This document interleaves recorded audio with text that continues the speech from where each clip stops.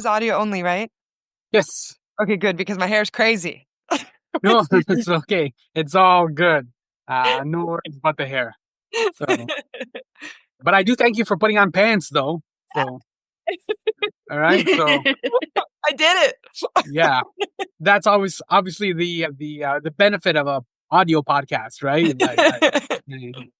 So, Hi, Sammy. Nice to meet you.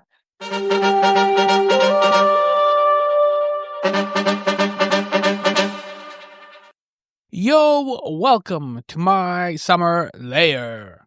I'm your host, Sammy. I couldn't even go viral, even if I was sick, Younan.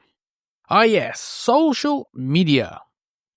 You know, in a lot of action movies, there's this device. It's not a bomb. It's some sort of like technological advancement, some sort of device that can be used for good. The problem is this device, if it falls into the enemy hands, then it's going to be used for evil. Which is an accurate description of social media, right? Social media can be used for good, but if and when it falls into the enemy's hands, it can be used for evil. Well, in the feature film Bob Trevino Likes It, social media is strangely healing. Filmmaker Tracie Laymon grew up in Texas. Searching for her estranged father, Bob Laymon, Tracie searched for Bob on Facebook. And she found Bob. Just not her Bob. Her casual Facebook search created a lifelong connection with a family in Wichita, Kansas. Facebook Bob was kind to Tracie for the sake of being kind. That feels old-fashioned, doesn't it? When her father couldn't bother to write happy birthday on her Facebook profile, Facebook Bob did, giving Tracie a much-needed dopamine boost. She's now taken that experience with Facebook Bob and written and directed Bob Trevino Likes It. A young woman named Lily Trevino, played by Barbie Ferreira, uses Facebook to pursue her estranged father, Bob Trevino, and in the process, she encounters a different, childless man of the same name. John Leguizamo is Facebook Bob. I know how all this sounds. This isn't You Got Mail. This isn't a boy meets girl story. Rather, as the two correspond on Facebook, they're attempting to connect, to be acknowledged, especially in their broken state. It's the slow, tender relationship where two people can communicate in the same language because they're both broken. Facebook Bob has lost his infant son, and Lily is estranged and hurt by her real father. Bob Trevino Likes It isn't cheesy. Rather, there's a lot of humor and a lot of heart. The absurdity of the situation, it creates this offbeat humor that effectively dilutes any emotional smudginess. Like, how do you heal? Welcome, Tracie, to My Summer Lair. She and I will talk about Texas. We talk about healing and grace. The rare, odd kindness of social media. We even get into scrapbooking, which I think, I'm pretty sure that was the first time I've ever discussed that with a guest. This is My Summer Lair episode. It's all as intimate as Bob Trevino Likes It, which opens in limited release on March 21st. I'll have links and details at mysummerlair.com. And here, with the introduction, somebody you should meet IRL. Stephanie. Hit it. Sound, the final frontier. My Summer Lair is an enterprise, a pop culture voyage with a continuing mission to explore strange new worlds, to seek out new creators and celebrate established producers, to boldly go where no podcast has gone before. And now here is your host, Sammy Younan. I'm just going to jump in and we can talk about your film, Bob Trevino, all of the good stuff. Okay, awesome. Actually, wait, before we actually talk about your movie though. So you were born and raised in Houston. I've been to San Antonio and I've been to Austin. Austin's like a little weird universe. It doesn't really feel like Texas, parts of it, right? So what is Houston like? Can you describe Houston a little bit? I'm also from Austin. I went to school in Austin, so I can kind of compare. Houston is, really diverse. It's one of the biggest cities in the U.S.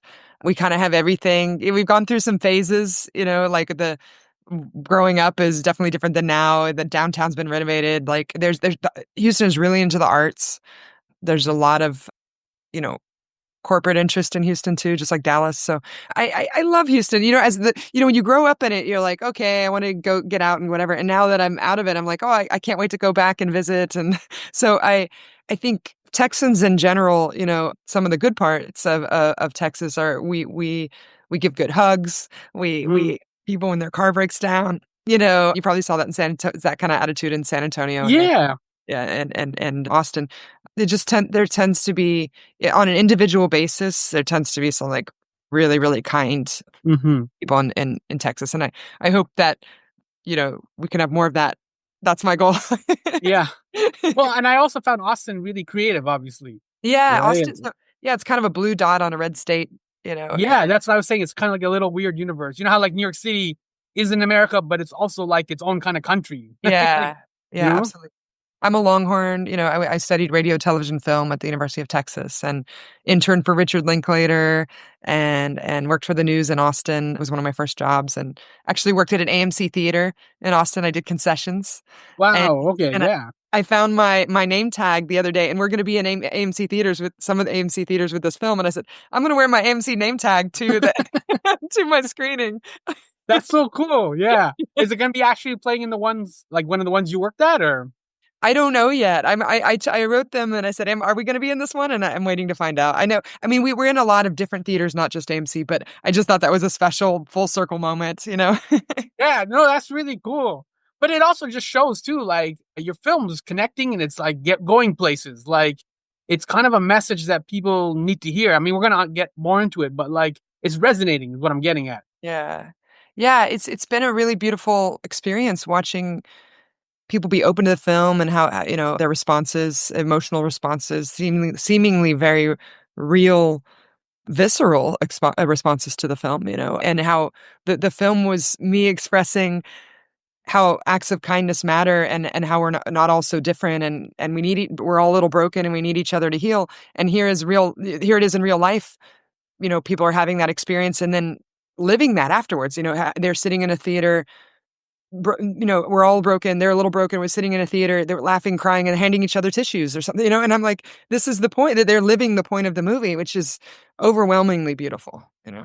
Yeah, and that overwhelmingly beautiful and that optimism that you're talking about, the small acts of kindness, was that naturally your mindset, or did you emotionally have to work to get there? Because sometimes, Yeah, it's hard.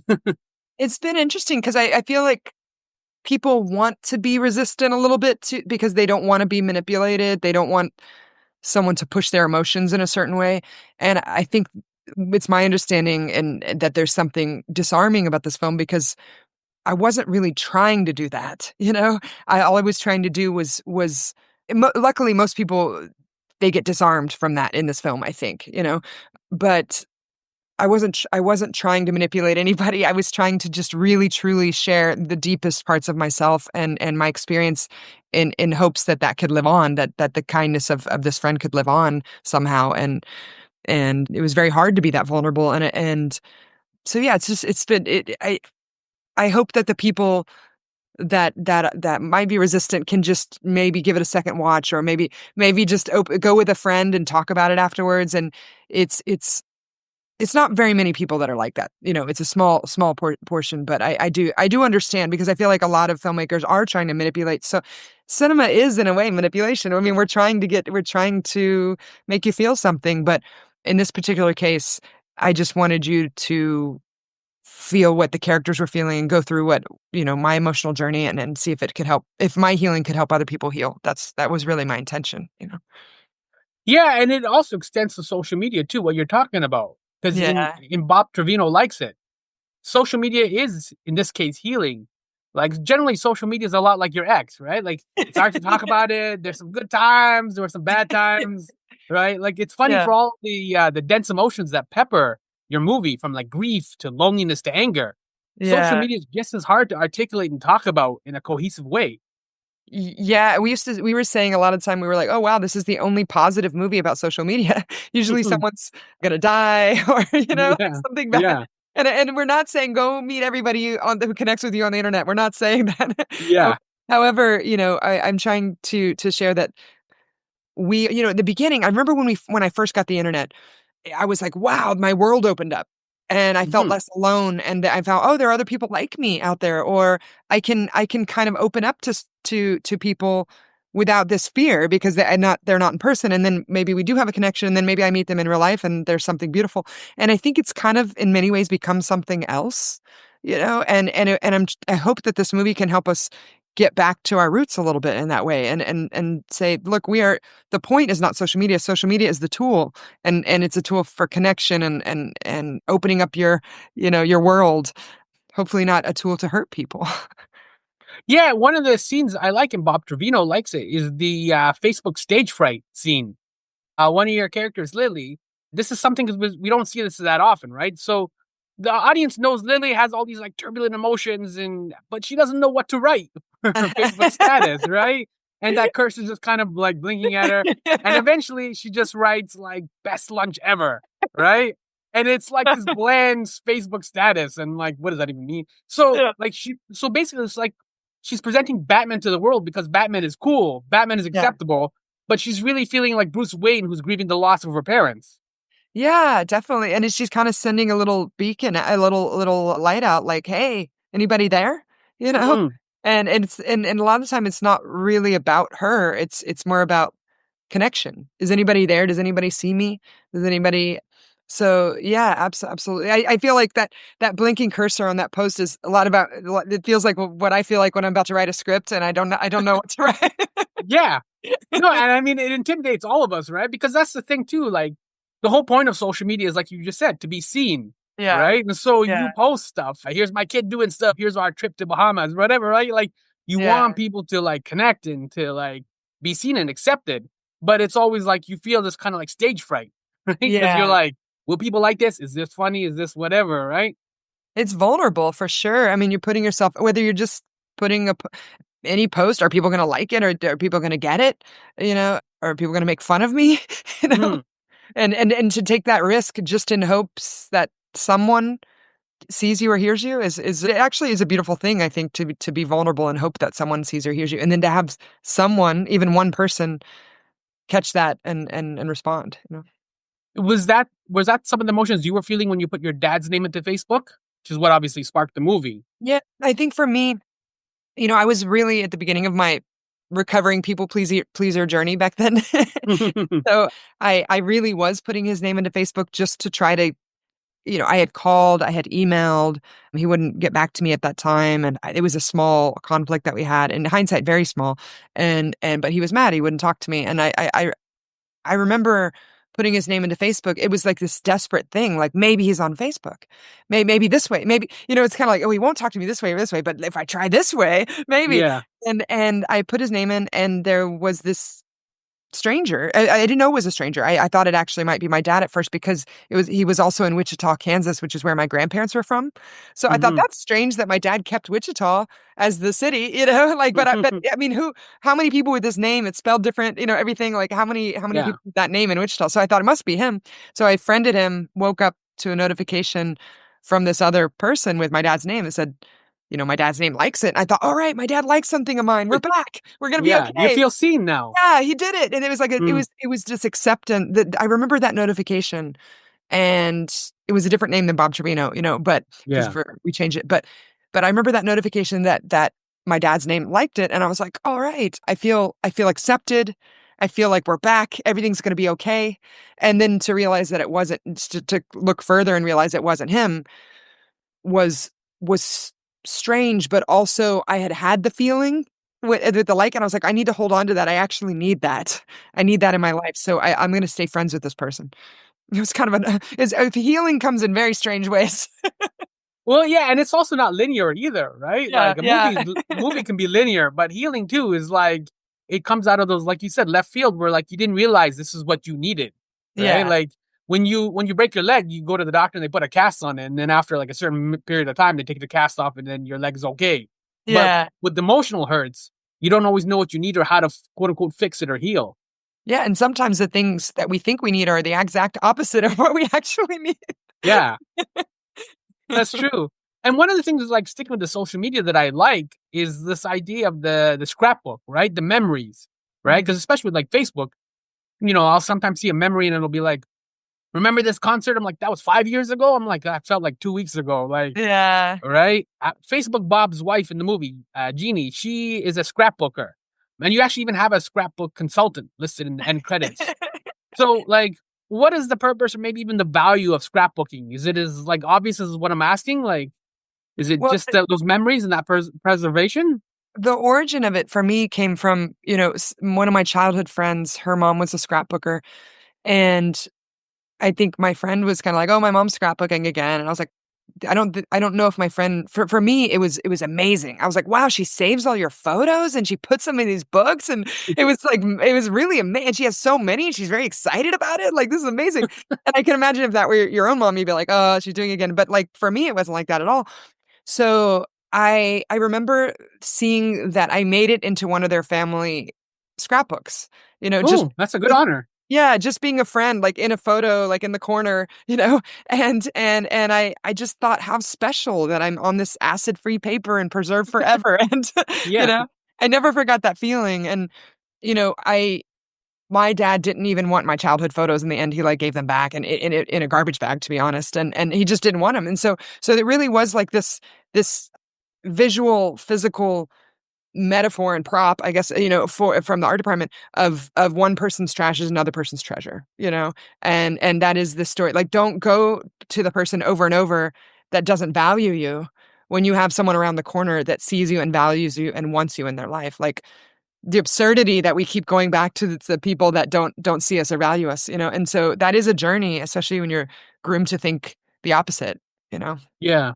Is it the same emotion as like you were saying, like when your Facebook dad, I guess fake dad, I don't know what word to use, but when he started liking your posts, is that the same emotion as like, oh, I made it into the scrapbook? Like that Yeah. recognition and that acceptance? Yeah, and in a way, it's like Lily gets a mother and a father. She gets a family in the story, and for me, with my Facebook dad, he would like things that, my that I needed people to like. For example, I cut my hair. I had long hair. I cut my hair during the pandemic short, and there were some, like, kinda bullies that wanted to tell me they didn't like my hair. And there were it was I was like, "I know you. I can't believe you're saying this on public post and I know you," you know? And then someone I got a notification. I looked at it and it said my Facebook dad said, "I think it looks great." You know? Mm, And that one positive comment, the power of one positive comment is infinitely more powerful than a negative one. You can have a whole list of bullies and then one person stands up and that really means something. And my dad had never been to any of my screenings of my short films or anything like that. And it kind of did affect me, made me sad that he had never come out. And I got some awards during this time and my Facebook dad said, "Way to go, kiddo," you know. But I could go on and on, every year for 9 years. I got notifications for happy birthday, from and my dad wasn't saying it at all during that time. So it's I got a dopamine hit that turned into real life healing. that's a good way, but that should probably be a tagline, I think, right? Yeah. Like, and that's the thing, because like we're conditioned in terms of movies, right? A boy meets girl, right? So the idea that a girl sits down, puts a name into a Facebook page, and then she meets somebody like a boy, like, you know what I mean? Like you would think it would go that route, but it's a very platonic and kind of beautiful friendship. But one of the interesting ways that you set boundaries is through the humor, Yeah. right? Like it seems like a magic trick. Like I don't understand how. Like there's a scene where they're playing basketball together and they're just making like terrible jokes about Cinderella and things like that, right? But it just forms the friendship. It doesn't feel like there's a romantic spark or anything, right? So it's able to Yeah. set the boundaries. How did you pull off that magic trick? I think a lot of it is in the casting, I'm this is making this up, obviously, the number, but I feel like 90% of whether the chemistry and the movie in general is going to work is did you pick the right people? And I like to say that I wasn't casting actors, I was casting hearts, and I really looked at these incredible artists and human beings and like, who are they inside and how, and you put the right people together, and it is kind of like you're a matchmaker in a way, like a platonic matchmaker. I was like, Barbie Ferrer and John Leguizamo, they're gonna love each other. They Mm. may not have met until the shoot, but they're going to love each other. They both have amazing hearts. They're both incredible people. So, and they're gonna have fun. They're fun-loving, optimistic people as well. So I think, yeah, a lot of it that isn't, and I hear these stories of people not having chemistry and stuff. I'm like, did you look? Did you look at who they are and what they want? Did you listen to what their values Mm. are and their intentions before you just put them together? You know? So luckily for me, they were exactly everything I hoped they'd be and more, you know? And in terms of casting hearts, you also have a strange traditional, like you don't do the traditional rehearsing process. So you spent like a week in Kentucky with Barbie. Yeah, so she came So out and yeah. no, I was gonna, that's what I'm asking. So like, what did you guys talk about for like a week? Well, she came out early. We had, the way the weeks work, we were shooting on like Thursday to Monday or something strange. We weren't shooting Monday to Friday because we could get better deals on the locations if we shot on the weekends. So because of the way the scheduling worked out, she came at an odd time, and then we worked a little bit, and then she had a break. But we had fittings and everything like that, and I had scheduled. Well, she was going to shoot with John Leguizamo first, in the schedule, but I felt that she couldn't understand how, not her in general, but any actor, it would be hard to fully understand the gravity of why you would appreciate Bob Trevino if you hadn't experienced anything with the real dad. So what I did is I said, okay, let's bring French in first. And we're a low budget movie, so this was a big deal. Let's bring French Stewart, who's playing the biological dad. Let's bring him in first and have them rehearse. And so she'll have that experience, And we had a 5-hour window with French Stewart and Barbie Ferrer, but we didn't use it all because their chemistry was incredible too, and you don't want to over rehearse. So we did that. French was kind enough to come out, do that, fly back, and then John came in, John Leguizamo. We did the same thing. We rehearsed. We didn't use it all because their chemistry was so amazing. And then she shot with John Leguizamo. Then once then French Stewart came in. That almost sounds like you're creating like an emotional vocabulary, I guess. Yeah, Right? just to have lived experience in a way with these people, and these, we would improv a lot of the highs and the lows. So Mm-hmm. like if you're gonna try to get an abusive or narcissistic parent back, then you need to have improv some highs with the dad too, so you know what it is you're trying to get back to. Because if you only experience the lows, then you're a doormat. Like what Yeah. you're doing, you're trying to be with someone who's you've never had any good experiences with. No, clearly she has some connection there. Yeah, and kind of relate to what you're talking about too. Is there's like a scene where you talk about the lows, and French Stewart plays the biological dad, and he gives Lily, his daughter, like basically a bill, right? This was the cost of like raising you, like, and there's like baby food on there and bed sheets and things like that. Like, it's not just the emotional cost. He was also counting the actual like money cost, Yeah. right? Of like Yeah. raising a child.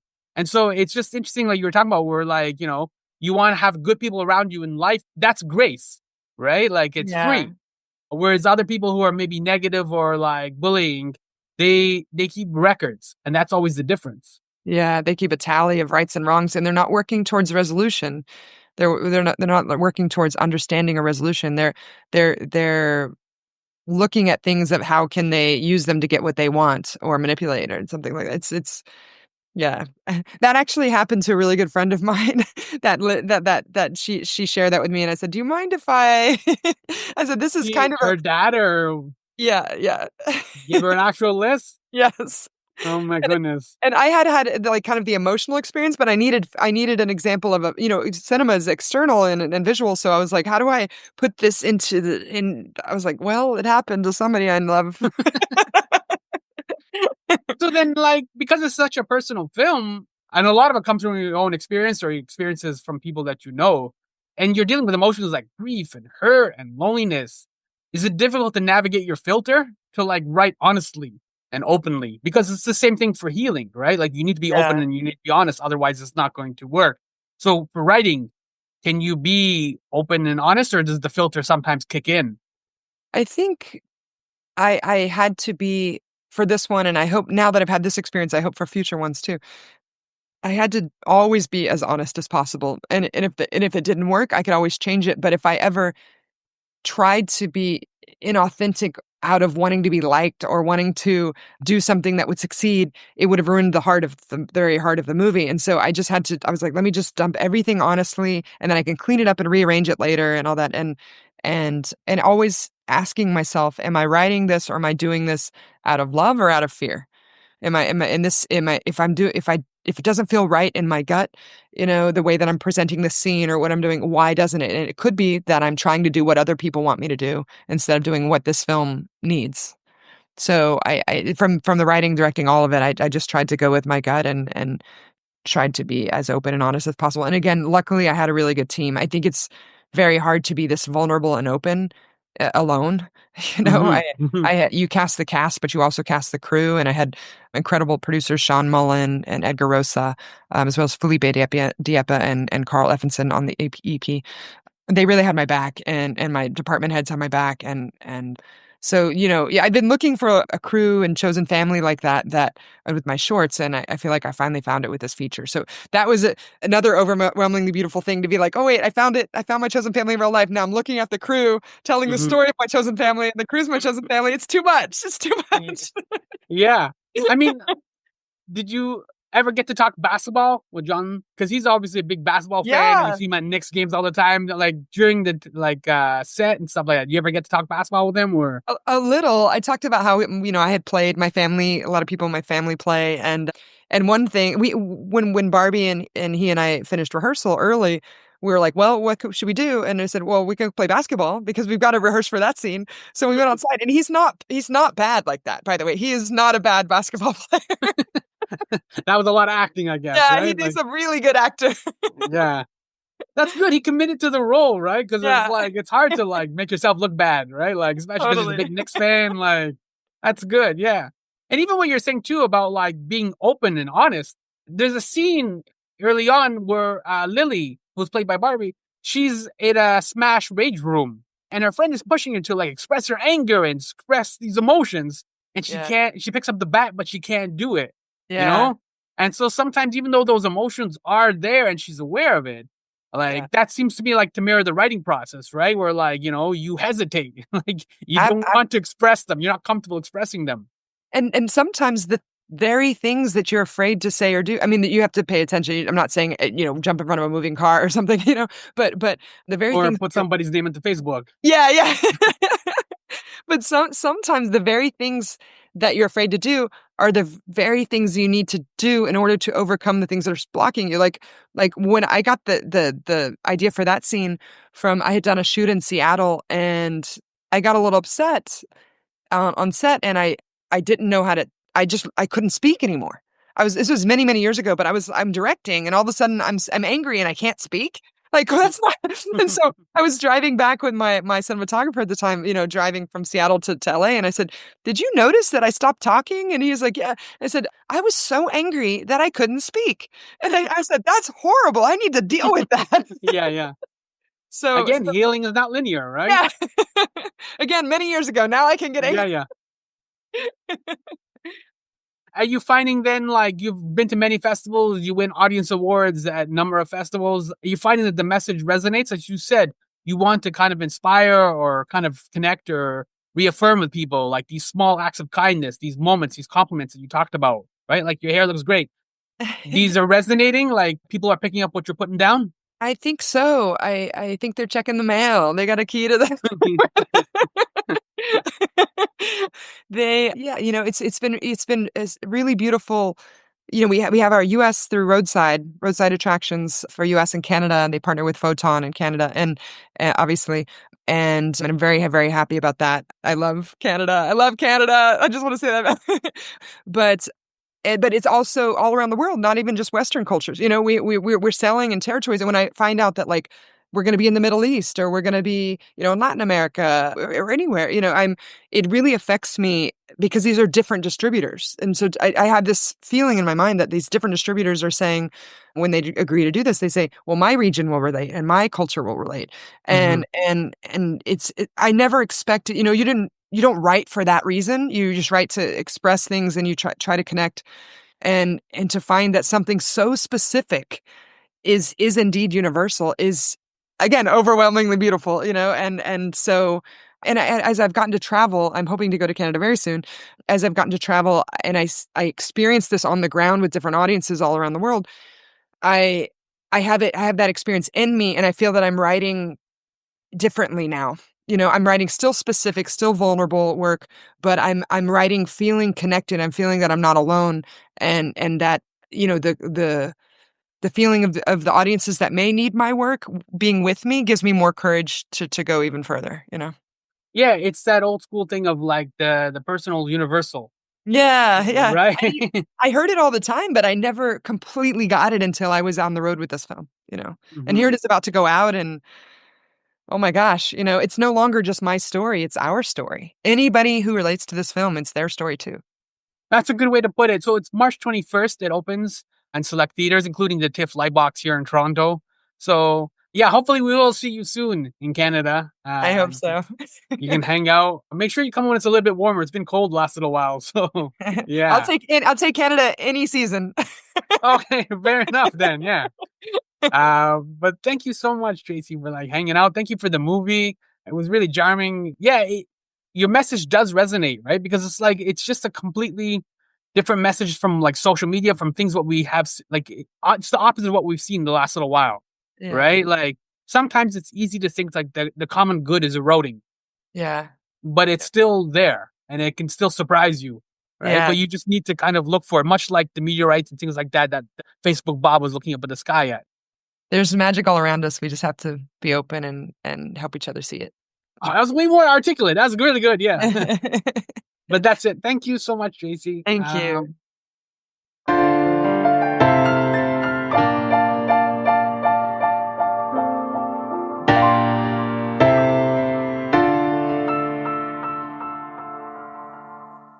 Yo, that was Tracie. Her feature film is Bob Trevino Likes It, and I am Sammy, host of My Summer Lair.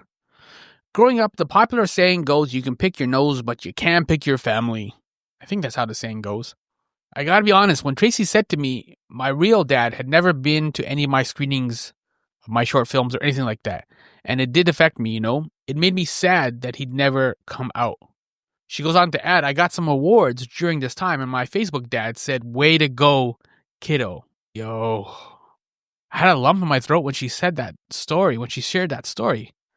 Like, way to go, kiddo is exactly what a dad is supposed to say. Way to go, kiddo is like half the job of being a dad.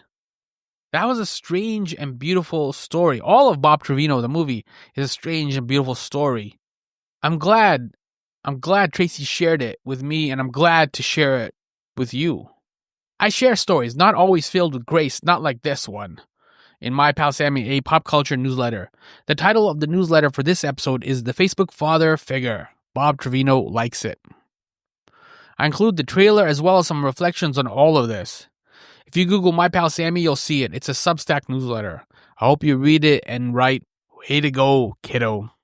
That would be cool.